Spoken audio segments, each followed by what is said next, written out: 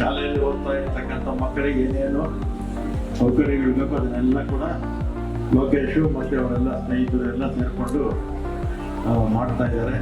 ಮತ್ತು ಸರ್ಕಾರಿ ಶಾಲೆಗಳು ಎಲ್ಲ ಇತ್ತೀಚೆಗೆ ನಮ್ಮ ಸರ್ಕಾರ ಬಂದ ಮೇಲೆ ಹೆಚ್ಚಿನ ಒಂದು ಆದ್ಯತೆ ಕೊಡ್ತಾ ಇದೆ ಸರ್ಕಾರಿ ಶಾಲೆ ಮಕ್ಕಳು. ಯಾಕಂದರೆ ಸರ್ಕಾರಿ ಶಾಲೆ ಬಿಟ್ಟು ಹೋಗಬಾರ್ದು ಅಂತೇಳಿ ಮೂಲಭೂತ ಸೌಕರ್ಯಗಳನ್ನು ಕೊಡೋದಕ್ಕೆ ಸಾಕಷ್ಟು ಪ್ರಯತ್ನ ಮಾಡಿದೆ. ಮತ್ತು ಸರ್ಕಾರಿ ಶಾಲೆಯಲ್ಲೂ ಕೂಡ ಇಂಗ್ಲೀಷ್ ಕೂಡ ಇತ್ತೀಚೆಗೆ ಪ್ರಾರಂಭ ಮಾಡಿದ್ದಾರೆ. ಅದರಿಂದ ಎಲ್ಲರೂ ಕೂಡ ಕನ್ನಡ ಮೀಡಿಯಮಿಂದ ಇಂಗ್ಲೀಷ್ ಮೀಡಿಯಂ ಓದ್ತಾ ಇದ್ರು. ಸರ್ಕಾರಿ ಶಾಲೆಗಳಲ್ಲೂ ಕೂಡ ಕನ್ನಡದ ಜೊತೆಗೆ ಇಂಗ್ಲೀಷು ಕಲಿಸ್ಕೊಡೋದ್ರಿಂದ ಮಕ್ಕಳು ನಮ್ಮ ಶಾಲೆಗಳಲ್ಲೇ ಉಳಿತಾರೆ.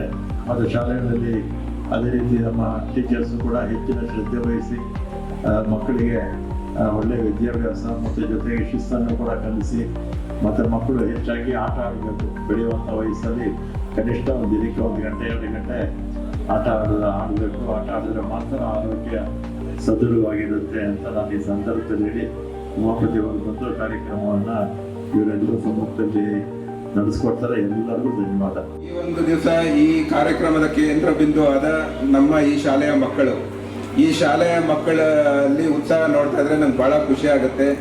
ನಾನು ಈ ವರ್ಷನೇ ಎಲ್ಲ ಈಗಾಗಲೇ ಸುಮಾರು 5 ವರ್ಷದಿಂದ ವರ್ಷ ಮಕ್ಕಳಿಗೆ ವರ್ಷವಿಡೀ ಬೇಕಾಗುವಂಥ ಪುಸ್ತಕ, ನೋಟ್ಬುಕ್ಸು, ಬ್ಯಾಗು, ಜಾಮಿಟ್ರಿ ಬಾಕ್ಸು ಏನೇನು ಬೇಕೋ ನಮ್ಮ ಬಸವರಾಜ್ ಸರ್ ಹಾಗೂ ಹಲವಾರು ಶಿಕ್ಷಕರನ್ನ ಕೇಳಿಕೊಂಡು ಅವ್ರ ರಿಕ್ವೈರ್ಮೆಂಟ್ ಪ್ರಕಾರ ಕೊಡ್ತಾ ಇದ್ದೀನಿ. ನಾನು ಯಾಕೆ ಕೊಡ್ತಾ ಇದ್ದೀನಿ ಅಂದರೆ, ಒಂದ್ಸರಿ ಬಂದಿದ್ದೆ ಒಂದು 5 ವರ್ಷದ ಮುಂಚೆ ಯಾವುದೋ ಒಂದು ಇಂಡಿಪೆಂಡೆನ್ಸ್ ಡೇ ಯಾವುದೋ ಒಂದು ಕಾರ್ಯಕ್ರಮಕ್ಕೆ. ಆಗ ಭಾಳಷ್ಟು ಜನ ಮಕ್ಕಳು ಕವರಲ್ಲಿ ತೊಗೊಂಡ್ಬರ್ತಿದ್ರು ಬುಕ್ಸು. ನನ್ಗೆ ಅದನ್ನು ನೋಡಿ ಭಾಳ ನೋವಾಗಿ, ಸರ್ ವರ್ಷವಿಡೀ ಏನು ಬೇಕೋ ನಾನು ಕೊಡ್ತೀನಿ, ಅಂದರೆ ಈ ಶಾಲೆಗೆ ನಮ್ಮ ಶಾಲೆಗೆ ಏನು ಬೇಕೋ ನಾನು ಮಾಡೋ ಕಾಲ ಇರ್ತೀನಿ ಅಂಥೇಳಿ ಈ ಒಂದು ಕಾರ್ಯಕ್ರಮ ಮಾಡ್ಕೊಂಡು ಬರ್ತಾ ಇದ್ದೀನಿ. ಅದೇ ರೀತಿ ಈ ವೇದಿಕೆ ಮುಖಾಂತರ ನಾನು ಏನು ಹೇಳೋಕ್ಕೆ ಇಷ್ಟಪಡ್ತೇನೆ ಅಂದರೆ, ಭಗವಂತ ಶಕ್ತಿ ಕೊಟ್ಟಲ್ಲಿ ಈ ಶಾಲೆಯನ್ನು ದತ್ತು ತಗೊಂಡು ನಡೆಸ್ಕೊಂಡು ಹೋಗೋ ಒಂದು ಆಸೆನೂ ಇದೆ ನನಗೆ. ನಮ್ಮ ಅರ್ಕೆರೆ ಶಾಲೆಯನ್ನು ಮಾದರಿ ಶಾಲೆಯಾಗಿ ಮಾಡಬೇಕು ಅನ್ನೋದು ನನ್ನ ಆಸೆ ಇದೆ. BTM ಲೇಔಟ್ ವಿಧಾನಸಭಾ ಕ್ಷೇತ್ರದಲ್ಲಿ ನೀವು ನೋಡಿದ್ದೀರಾ, ಹಲವಾರು ಶಾಲೆಗಳು ಮಾದರಿ ಶಾಲೆ ಆಗಿದೆ. ಸೊ ಆ ಒಂದು ರೀತಿ ಮಾಡಬೇಕು ಅಂತ ಆಸೆ ಇದೆ. ನಮ್ಮ ಅರ್ಕೆರೆ ವಾರ್ಡ್ನ ಮುಖಂಡರಾದಂಥ ಲೋಕೇಶ್ ರೆಡ್ಡಿ ಅವರು ಭಾಳ ಅದ್ಭುತವಾದಂಥ ಕೆಲಸ ಮಾಡಿದ್ದಾರೆ. ಸರ್ಕಾರಿ ಶಾಲಾ ಮಕ್ಕಳಿಗೆ ಉಚಿತ ಪುಸ್ತಕ, ಬ್ಯಾಗು ಕೊಡುವಂಥ ಸಂದರ್ಭ ಇದು. ನಮ್ಮ ಪುಣ್ಯವೇ ಸರಿ. ಏಕೆಂದರೆ ಇವತ್ತು ರಾಜಕಾರಣಿಗಳು ಅಧಿಕಾರ ಸಿಗ್ತಾ ಇದ್ದಂಗೆ ಕೆಲವೊಬ್ಬರು ಕೃತಜ್ಞತಾ ಮನೋಭಾವ ಕಳ್ಕೊಳ್ತಾರೆ. ಇನ್ನು ಕೆಲವೊಬ್ಬರು ಮಾನವೀಯತೆ ಧರ್ಮನ ಮೆರೀತಾರೆ. ಇವತ್ತಿನ ದಿವಸ ನಮ್ಮ ನಾಯಕರಾದಂಥ ಲೋಕೇಶ್ ರೆಡ್ಡಿಯವರು ಈ ಭಾಗದಲ್ಲಿ ಈ ಶಾಲೆಗೆ ಈ ಹಿಂದೆನೂ ಕೂಡ ಒಳ್ಳೊಳ್ಳೆ ಜನಸ್ನೇಹಿ ಕಾರ್ಯಕ್ರಮವನ್ನು ಮಾಡಿದರು. ರಾಜಕಾರಣಿಗಳಿಗೆ ನಾನು ಹೇಳೋದಿಷ್ಟೇ, ನಮಗೆ ಇನ್ಕಮಿಂಗ್ ಮಾತ್ರ ಅಲ್ಲ, ಔಟ್ಗೋಯಿಂಗು ಇರಬೇಕಾಗ್ತದೆ. ಯಾಕೆಂದರೆ ಎಲ್ಲ ವ್ಯಕ್ತಿಗಳು ಕೆಟ್ಟವರಲ್ಲ, ಎಲ್ಲ ಒಳ್ಳೆ ವ್ಯಕ್ತಿಗಳು ಒಳ್ಳೆಯವರಲ್ಲ. ಸಮಯ ಸಂದರ್ಭ ಒಬ್ಬ ವ್ಯಕ್ತಿನ ಕೆಟ್ಟವನಾಗೂ ಮಾಡ್ತದೆ, ಒಳ್ಳೆಯವನಾಗೂ ಮಾಡ್ತದೆ. ಆದರೆ ನಮ್ಮ ಋಣ ತೀರಿಸ್ಕೊಳ್ಳೋಂಥ ಸಂದರ್ಭ ಬಂದಾಗ ನಾವು ದೇವಸ್ಥಾನಕ್ಕೆ ಹೋಗಿ 100 ಲೀಟ್ರು ಹಾಲು ಕೊಟ್ಟು ಹಾಲಿನ ಅಭಿಷೇಕ ಮಾಡಿ ಏನೋ ಲಕ್ಷ ರೂಪಾಯಿ ಹೂನ ಅಭಿಷೇಕ ಮಾಡಿದ್ರೆ ಭಗವಂತ ಅಷ್ಟಕ್ಕೆ ಮಾತ್ರ ಒಳ್ಳೇದು ಮಾಡಲ್ಲ. ಯಾರಿಗೆ ಅವಶ್ಯಕತೆ ಇರ್ತದೆ, ಯಾರು ತೊಂದರೆಯಲ್ಲಿ ಇರ್ತಾರೆ, ಅವರೆಲ್ಲರಿಗೂ ಒಳ್ಳೇದು ಮಾಡಿದಾಗ ಮಾತ್ರ ಭಗವಂತ ನಮ್ಗೆ ಒಳ್ಳೇದು ಮಾಡುವಂಥ ಕೆಲಸ ಮಾಡ್ತಾನೆ. ಈ ಒಳ್ಳೆ ಕಾರ್ಯದ ಮುಖಾಂತರ ಲೋಕೇಶ್ ರೆಡ್ಡಿ ಅವ್ರ ಕುಟುಂಬಕ್ಕೆ ಭಗವಂತ ಒಳ್ಳೇದು ಮಾಡಲಿ ಅಂತ ನಾನು ಪ್ರಾರ್ಥನೆ ಮಾಡ್ತೀನಿ. ಅದೇ ರೀತಿ ಈ ಕಾರ್ಯಕ್ರಮಕ್ಕೆ ಬಂದಿರತಕ್ಕಂಥ ಎಲ್ಲ ಸ್ಥಳೀಯ ಮುಖಂಡರುಗಳು, ಪಕ್ಷದ ಮುಖಂಡರುಗಳು, ಕಾರ್ಯಕರ್ತರು, ಮಹಿಳೆಯರು ಎಲ್ಲರಿಗೂ ಕೂಡ ನಾನು ಹೃತ್ಪೂರ್ವಕ ಧನ್ಯವಾದಗಳನ್ನು ಸಲ್ಲಿಸ್ತೇನೆ. ಅರ್ಕೆರೆ ಬಂದು ನಮ್ಮ ಊರಿನ ಸರ್ಕಾರಿ ಶಾಲೆಯ ಮಕ್ಕಳ ಕಷ್ಟ ಏನು ಅಂತ ನನಗೆ ಗೊತ್ತು.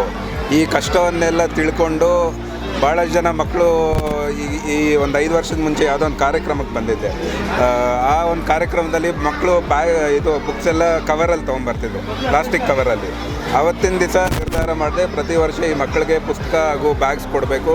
ಹಾಗೂ ಇನ್ನಿತರ ಅವ್ರಿಗೆ ಏನೇ ಯೂನಿಫಾರ್ಮ್ ಆಗಿರ್ಬೋದು, ಶೂಸ್ ಆಗಿರ್ಬೋದು, ಯಾವುದೇ ಆಗಲಿ ವರ್ಷಕ್ಕೊಂದು ಥರ ನನ್ನ ಕಡೆಯಿಂದ ಏನಾಗುತ್ತೋ ನಾನು ಮಾಡ್ಕೊಂಡು ಬರ್ತಾ ಇದ್ದೀನಿ. ಸರ್, ಇತ್ತೀಚಿನ ಜೋಡ ದಿನಗಳಲ್ಲಿ ಭಾರತ್ ಅಂತ ಒಂದು ಹೊಸ ಯುವಶಕ್ತಿಯರ ಸಂಘಟನೆ ಬರುತ್ತೆ. ಈ ನಿಟ್ಟಿನಲ್ಲಿ ಇನ್ನೂ ಹೆಚ್ಚಿನ ಬಲ ಸಿಗುತ್ತಾ ಇಂಥ ಸರ್ಕಾರಿ ಶಾಲೆಗಳನ್ನು? ಖಂಡಿತ ಈಗಿನ ಯುವಕರೇ ನಾಳಿನ ನಮ್ಮ ಪ್ರಜೆಗಳು. ಯುವಕರಿಗೆ ಶಕ್ತಿ ತುಂಬಬೇಕು, ವಿದ್ಯಾಭ್ಯಾಸದ ಕಡೆ ನಾವು ಅವ್ರ ಶಕ್ತಿ ತುಂಬಿದ್ರೆ ನಾಳೆ ದಿವಸ ಅವರು ಒಳ್ಳೆ ಪ್ರಜೆಗಳಾಗಿ ಹೊರಹೊಮ್ಮುತ್ತಾರೆ ಅಂತ ಹೇಳ್ಬೋದು. ಸರ್, ಇತ್ತೀಚಿನ ದಿನಗಳಲ್ಲಿ ಸರ್ಕಾರಿ ಶಾಲೆಗಳು ತುಂಬ ಹಿಂದುಳಿದಿದೆ. ಅಂಥದ್ರಲ್ಲಿ ನೀವು ಅರಕೆರೆ ಸರ್ಕಾರಿ ಶಾಲೆಯನ್ನು ಗುರುತಿಸಿರೋದಕ್ಕೆ ಕಾರಣ ಸರ್? ಈಗಾಗಲೇ ಹೇಳ್ದಂಗೆ ಇದು ನನ್ನ ಹುಟ್ಟೂರು. ಆಮೇಲೆ ನನ್ನ ಹುಟ್ಟೂರಿನ ಸರ್ಕಾರಿ ಶಾಲೆಯನ್ನು ನಾನು ಈಗಾಗಲೇ ವೇದಿಕೆ ಮೇಲೆ ಎಲ್ಲ ಮುಖಂಡರ ಸಮ್ಮುಖದಲ್ಲಿ ಹೇಳಿದ್ದೀನಿ.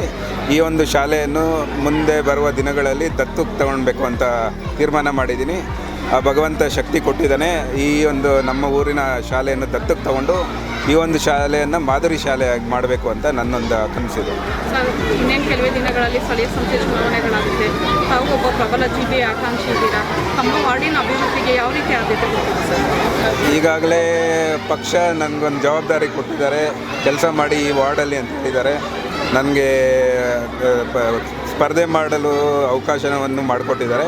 ಹಾಗೆ ನಾವು ನನ್ನ ಕಡೆಯಿಂದ ಸಮಾಜಮುಖಿ ಕಾರ್ಯಕ್ರಮಗಳು ಹಾಗೂ ಈ ವಾರ್ಡಿನಲ್ಲಿ ಹಲವಾರು ಸಮಸ್ಯೆಗಳಿದೆ.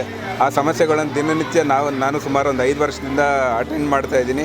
ಜನರ ಬಳಿ ಹೋಗ್ತಾಯಿದ್ದೀನಿ, ಅವ್ರ ಸಮಸ್ಯೆ ಕೇಳಿ ನನ್ನ ಕೈಯಲ್ಲಿ ಏನಾಗುತ್ತೋ ಸಾಧ್ಯದಷ್ಟು ಇದು ಮಾಡ್ಕೊಂಬರ್ತಾಯಿದ್ದೀನಿ.